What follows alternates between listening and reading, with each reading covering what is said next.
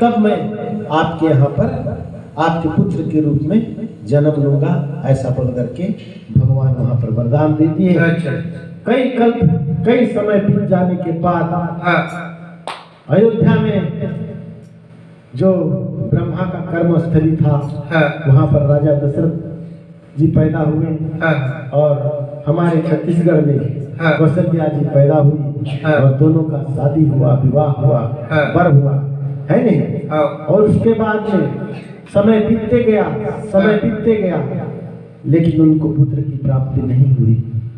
राजा दशरथ एक दिन बैठे थे अपने सोने के सिंहासन पर, सामने में सोने का सिंहासन बना हुआ था, उसमें अपनी छाया को देखे। जैसे अभी हमारा राजेश्वर यहाँ पर पर्णों से घर बनाया है, हम अपने छाया को जमीन में देख सकते हैं, उसी तरह से राजा देखे अपने छाया को।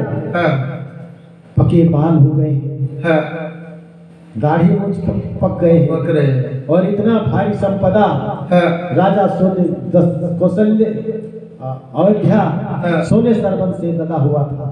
तो उनको देख करके बोले, हाँ भगवान, मेरे कोई पुत्र नहीं है। ऐसा कह के उन्हें सोचे और शोक में व्यस्त हो गए। उन्होंने दूसरी रानी का शादी किया, उनसे भी बच्चा पैदा नहीं हुआ। तीसरा रानी पैदा किया, उससे भी बच्चा पैदा नहीं हुआ। सही बात। राजा बहुत दुखी हुए। तो उन्होंने अपने गुरु वशिष्ठ से उन्होंने विनय कहा, हे प्रभु, हे भगवान, मेरे कोई पुत्र नहीं है और मैं बिना पुत्र के मेरे राजपाट को कौन संभालेगा, क्या करेगा। ऐसा बोल करके उन्होंने सोचा और उनको कहा। राजा के बात को सुन करके वशिष्ठ ऋषि जो उनके कुलगुरु थे, उन्होंने कहा कि आपके पुत्र होने का संजोग है, ऐसे कैसे चिंता कर रहे हैं। अच्छा, इसके बाद इसके पहले की एक बार राजा तप कर रहे थे, नहीं, एक बार राजा शिकार खेलने के लिए गए हुए थे। तो वहां पर एक श्रवण कुमार करके था, उनके माता पिता को चारों धाम घुमाने के लिए ले जा रहा था। एक छाया मिला, तो छाया में बैठ करके माता पिता बोले कि बेटा प्यास लग रहा है, मुझे प्यास लग रहा है, हमें प्यास लग रहा है। ऐसे बोल करके बोलने से श्रवण कुमार वहीं पर अपने कावड़ को लेकर के माता पिता के कांवर लेकर श्रवण घर से निकल पड़ा। चलते चलते कदम की छैया कांवड़ रख जल भरन गया। राजा दशरथ मृगा समझ बाण चला दिया। तो इस तरह से एक प्रसंग है। तो राजा वहां पर श्रवण कुमार पानी लेने के लिए गया था, है ना। वहां पर उस समय में राजा दशरथ को शब्द भेदी बाण आता था। जैसे द्वापर युग में अपने एकलव्य को शब्द भेदी बाण चलाने का ज्ञान था, और हमारे इस युग में पृथ्वीराज चौहान को शब्द भेदी बाण 4 गज 24 ताऊ पर सुल्तान है, मच्छी को चौहान। इस तरह से पृथ्वीराज चौहान को भी शब्द भेदी बाण चलाने का वो था। तो उस समय में राजा दशरथ के पास शब्द भेदी बाण चलाने का वो था। जैसे यहाँ पर हम बैठे हैं, बीच में घर है, चाहे कि जंगल है, और भागीरथी साहब के घर के पास में कोई आवाज आएगा, खरगोश का आवाज आएगा, चाहे कि चीतल का आवाज आएगा, चाहे किसी का, यहाँ से बाण चलाने से उसको लग सकता है। तो इस तरह से वहां पर राजा दशरथ शब्द भेदी बाण चलाया।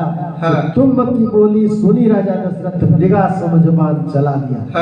तो उसने मृगा समझ करके उसके बाण को चला दिया। तो श्रवण को लगा था, और वहां पर आहत हो गया। वो अपना शिकार समझ करके राजा दशरथ वहां पर गए, देखे तो वहां पर श्रवण कुमार। फिर उसके बाद कैसे कैसे करके भी उन्होंने अपने आत्मकथा को कहा, मेरे अंधा पिता माता वहां पर है नहीं। तो वो उस श्रवण कुमार को वहां पर छोड़ दिया, उसके प्राण निकल गए। उसने कहा कि मेरे माता पिता वहां पर हैं, उनको आप हो सके तो ले जाकर के पानी पिला दे। तो वहां पर श्रवण कुमार को छोड़ दिए और उसके बाद में राजा दशरथ लेकर के गए और पानी पिलाने के लिए वहां जैसे पहुंचे तो उनके पद चाप को समझ गए श्रवण कुमार के पिता माता, है नहीं। तो बोले तुम कौन हो करके बोले, नहीं मैं यहाँ का राजा हूँ और मैं ऐसे ऐसे कर्म कर दिया, उसके कारण से मैं आपको पानी पिलाना चाहता हूँ। ऐसे बोल करके बोलने से उन्होंने कहा कि नहीं, हमको इसकी जरूरत नहीं है, लेकिन हम हमारे पुत्र को तुमने मार दिया। देखो जिस तरह से हम लोग अपने पुत्र को नहीं पाए, मर गया हो, उसी तरह से तुम भी तुम भी अपने पुत्र के वियोग में एक दिन मरोगे, तड़प के मरोगे। अब देखिए उनका कैसा भविष्यवाणी था। इनके पुत्र नहीं हो रहे थे, लेकिन उनको याद था राजा दशरथ को, लेकिन उसको भी भूल गया था। राजा वशिष्ठ जी ने उनको कहा कि नहीं, आपका तो एक पुत्र नहीं 4 पुत्र है। ऐसा बोल करके उन्होंने जो है ना उनको बताया। अच्छा, हाँ। फिर वशिष्ठ जी उनको पुत्र का निष्ठ यज्ञ करने के लिए कहा, तो कौन करेगा, आप ही करिए करके बोले। तो नहीं, इसके लिए श्रृंगी ऋषि उत्तम है, वही करेंगे, ऐसा करके कहते। कितना परीक्षा लेते यहाँ पर रामचंद्र भगवान के यहाँ, राजा दशरथ के यहाँ रामचंद्र भगवान जन्म लेते और उधर देखिए जनकपुर में उनके यहाँ भी कोई पुत्र नहीं थे, है नहीं। तो इस तरह से भगवान इस धरती पर अवतार लेते हैं तो कितना उनको कष्ट उठाना पड़ता है, कितना योग्य पिता खोजना पड़ता है, कितना योग्य माता खोजना पड़ता है, तब कहीं वो अवतार लेते हैं। सही। तो मैं एक भजन गाना चाहूंगा। बोलिए श्यावर रामचंद्र की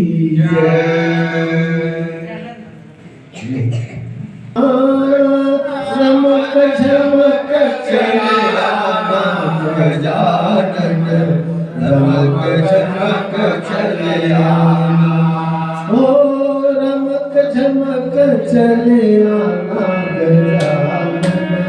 रमक झमक आप भी आना संगे ब्रह्मा जी को लाना, आप भी आना संगे ब्रह्मा जी को लाना, आप भी आना संगे ब्रह्मा जी को लाना, आप भी आना संगे ब्रह्मा जी को लाना, ब्रह्मा जी को लाना, प्रभु ब्रह्मा जी को लाना, ब्रह्मा जी को लाना, प्रभु ब्रह्मा जी को लाना, आप भी आना संगे ब्रह्मा जी को लाना, आप भी आना ब्रह्मा जी को लाना, ब्रह्मा जी को लाना, प्रभु ब्रह्मा जी को लाना, ब्रह्मा जी को लाना, प्रभु ब्रह्मा जी को लाना, रामचंद्र चले आना गजानन, चमक झमक चले आना गजानन, चमक झमक गजानन, चमक आना, आप भी आना संगे ब्रह्मा जी को लाना, आप भी आना संगे ब्रह्मा जी को लाना, आप भी आना संगे ब्रह्मा जी को लाना, आप भी आना संगे ब्रह्मा जी को लाना, ब्रह्मा जी को लाना, प्रभु ब्रह्मा जी को लाना, सरस्वती रचना हमारे सभी को लाना,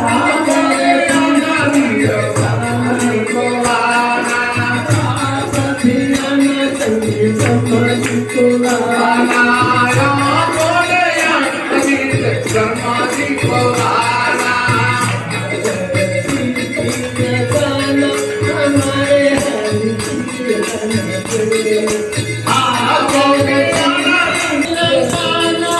हमारे हरि कीर्तन से आगो में जाना